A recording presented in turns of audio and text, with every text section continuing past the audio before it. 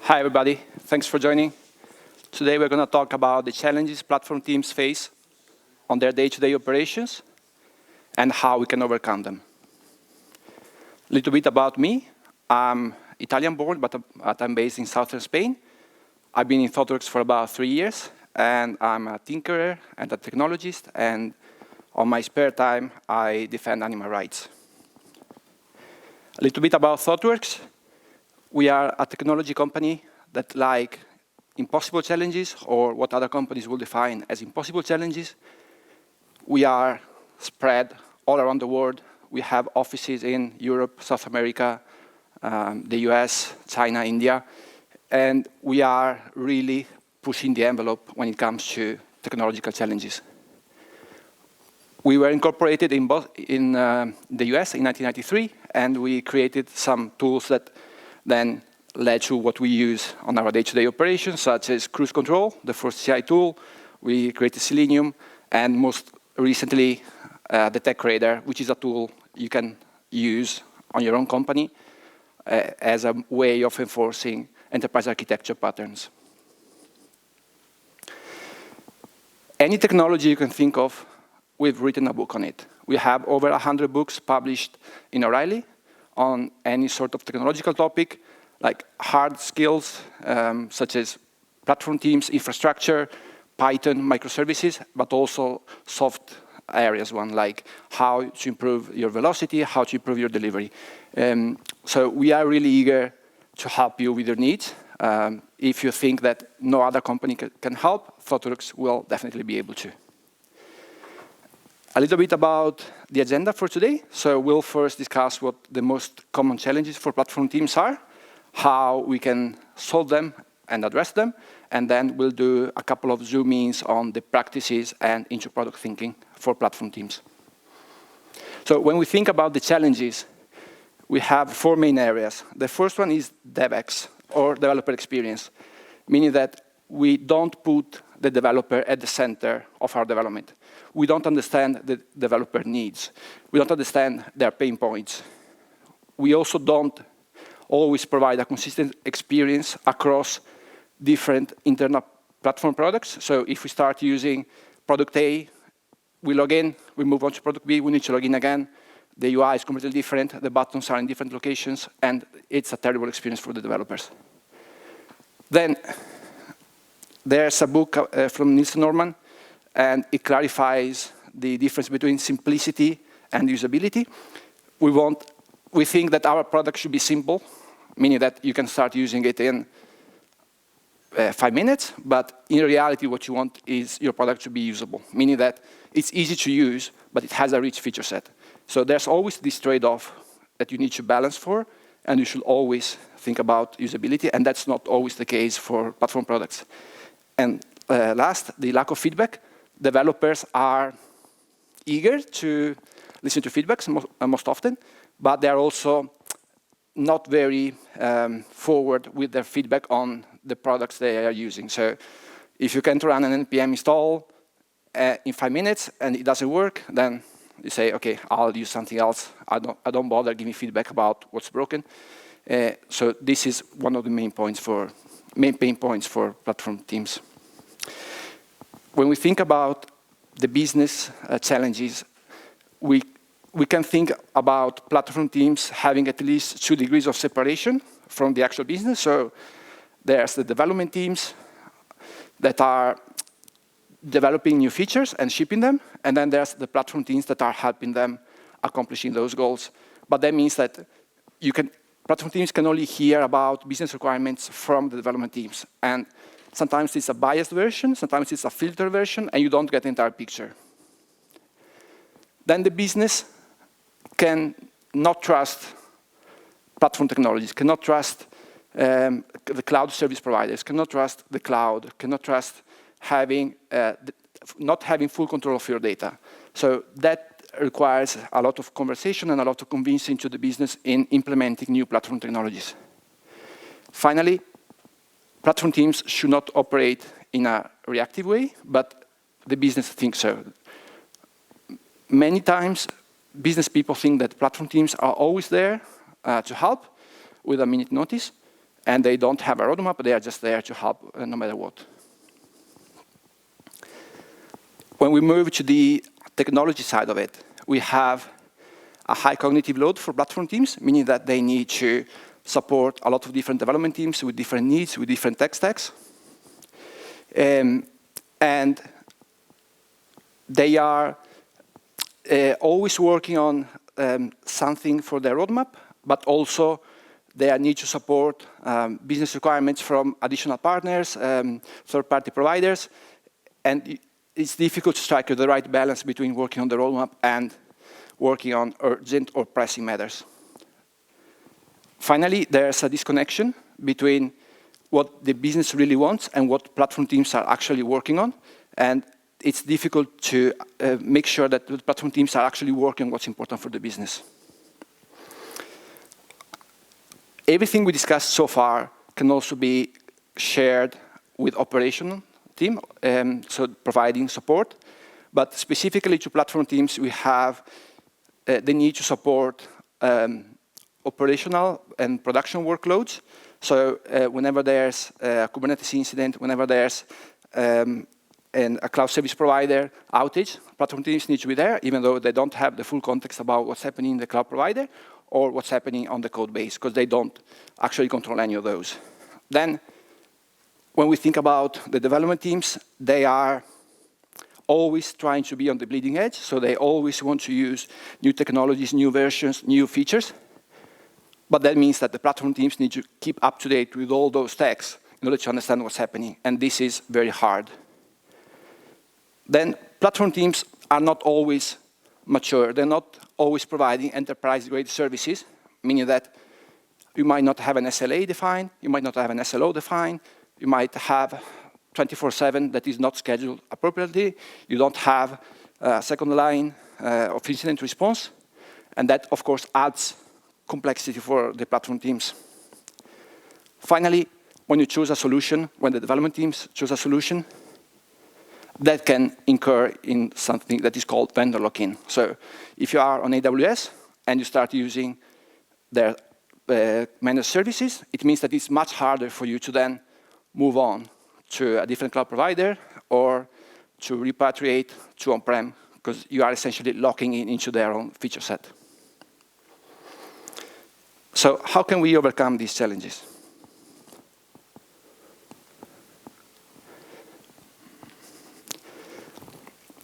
When it comes to developer experience, we need to get a lot of insights from UX design. We always think about UX as something front-end related, but it applies to all sorts of products and services. So it's important to define user personas for your platform users, meaning the development teams, understand their pain points, their needs, their aspirations, and what they want to achieve. This is also called experience design. Then it helps to provide a developer portal, like Backstage, where development teams can be autonomous. They can spin up new repositories, new services. They can deploy automatically and autonomously without having the intervention of the platform team. It's also important to gather continuous feedback, meaning that whenever there's, for instance, a new service spun up, asking for feedback, perhaps making it even mandatory, understand what could have been better, if the support received was good enough, if additional training is required. But there should be an idea of continuous improvement. It's never good enough. It always needs to become better. When it comes to the business, it's important that platform teams understand the business requirements. They should go to the business all hands. They should understand what the business is trying to do. They should understand the business needs and the business rules, so they can participate in an active manner to the business objectives. It's also important that the platform roadmap is aligned with the organizational goals. So if the organization has some 1 year, 3 year, 5 year goals, the roadmap of the platform team should encompass those very goals and make sure that the required features are ready by the time when they're needed. There's also the possibility, and I actually encourage platform teams to do, to work on strong platform foundations, so enable activities such as the carbon footprint measurements, enable safety nets, such as having configuration by default. Typical example, disabling public bucket on S3. That should be done at the platform level so that developers cannot make a mistake there and compromise security and reputation of the company. When we think about the technology challenges, it's important that platform teams try and aim to provide a comprehensive solution with experience such as single sign-on, where we can move into different products and services without even realizing we are moving from one application to the other.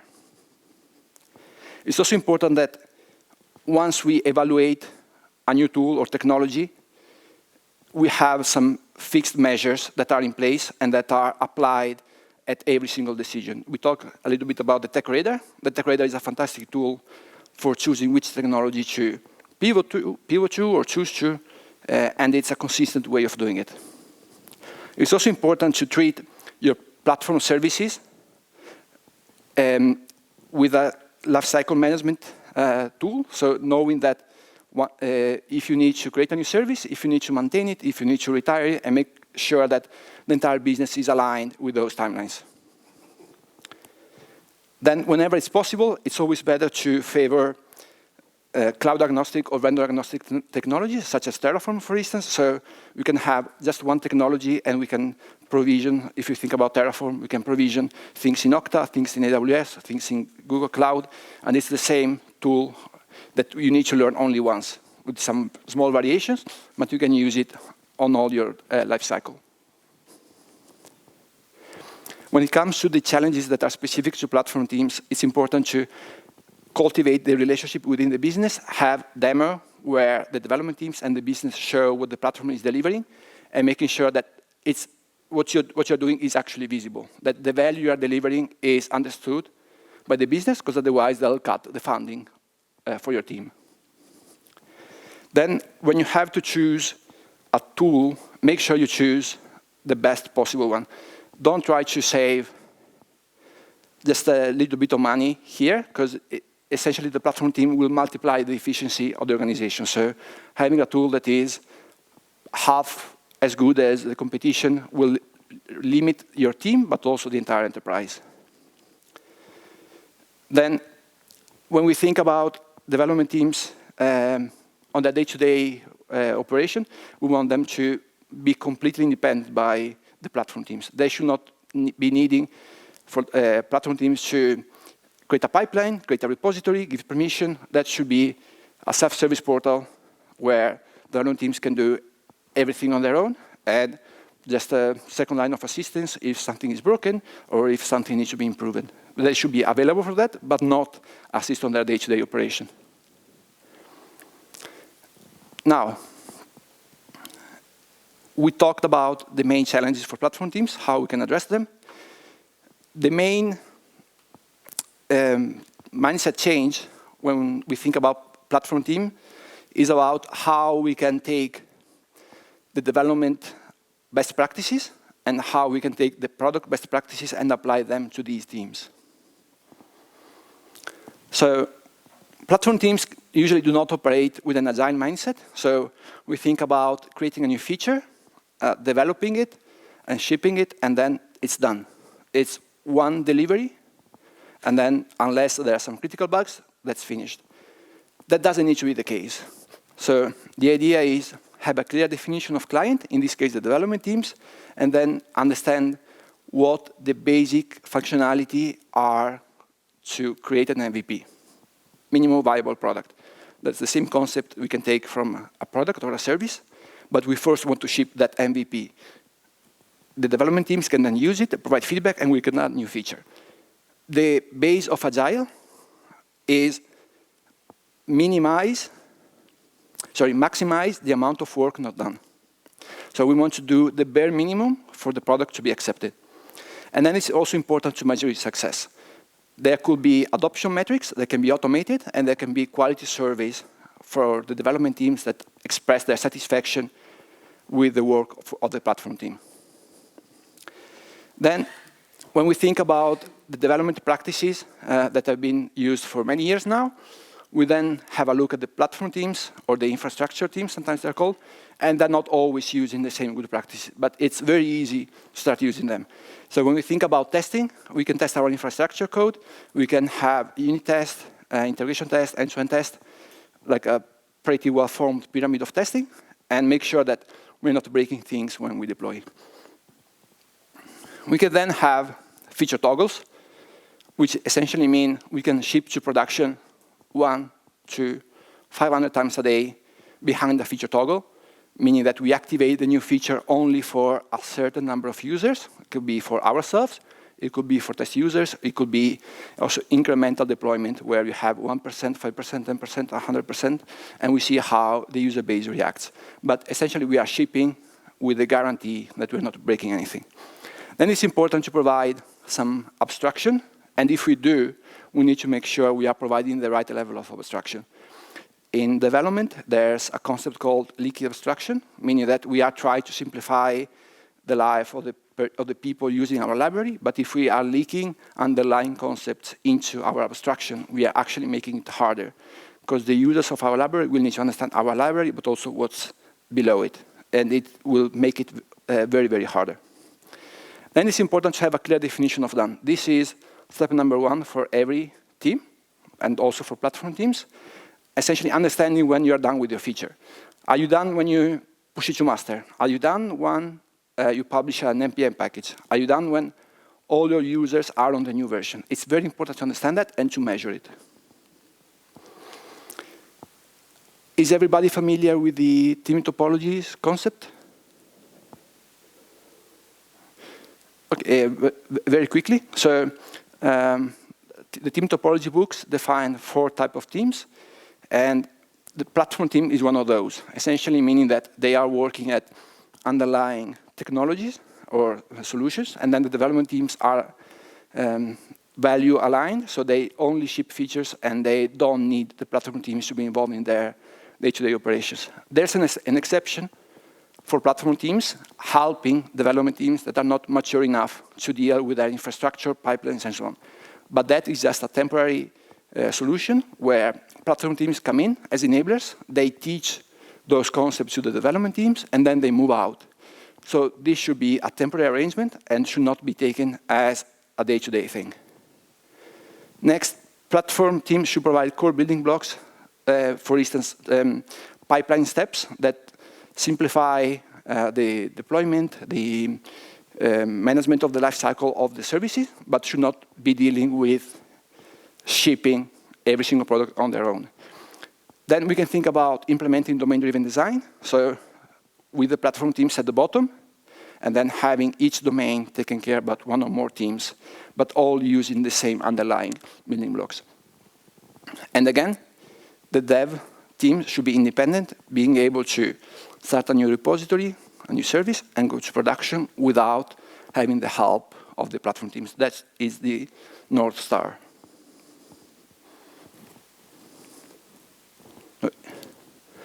Clicking is acting up.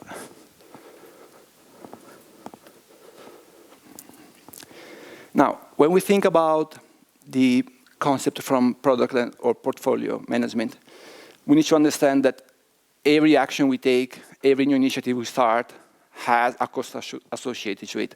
So it's important to understand if we are getting enough money back to justify the investment. So we need to calculate, if we start a new platform team, if we get the money back from it, we can use the ROI measures. There are ways to do it for platform teams, and making sure that you are essentially gaining back the money you're investing upfront. Then having enterprise defaults, making sure that development teams cannot misconfigure services that are critical in production. Making sure that you have SLA and SLO in place for every new product and service you ship. That the service and products you provide are part of a unified ecosystem, providing a single sign-on experience. That you provide product, service, and management portfolio practices, essentially that you deal with the life cycle in a coherent way. That when you use third-party products, you are providing abstraction on top of that, which helps simplify the use for development teams, but also makes it easier for you to then pivot to a different service if you want. Finally, it's important to measure the product metrics, making sure that the cost justifies the implementation of these practices, of these products, and how many teams in percentage are using your product and services. If there are not enough teams using it, you need to understand why. What's holding them back? Are critical features missing? Is it not enough, not good enough to use? Is documentation missing? And work on that, iterate on that with the MVP mindset, knowing that your product is never really finished. So we covered a lot of ground today. I hope it helped clarify about how platform teams operate on the average in a normal organization, and how we can actually make it better. We can make it more efficient for the development teams, for the business, and how we can adopt development teams' practices and product mindset practices. Again, sorry. Okay, thank you for joining. I really ask you to please give me feedback. You have the QR code here. It's a pretty quick form. It's going to take a couple of minutes. Thank you very much.